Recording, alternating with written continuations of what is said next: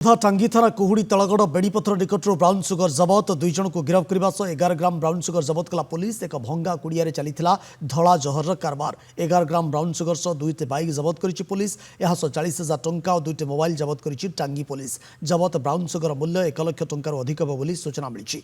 बालुगां SDPO ए सूचना देइछन्ति। गिरफ 2 अभियुक्त होउछन्ति नजीद खां और अनिल जेना। तो आम गलापर जाकि 2 जन पिला आप्रिहेंशन कलु आठे 2टा मोटरसाइकल भी मिलला। देन 2टा पुड़िया भी पाखु सर्च कराला मिलला जो थे 11 ग्राम ब्राउन सुगर थिला। देन पाखु 2टा मोबाइल फोन्स मिलला।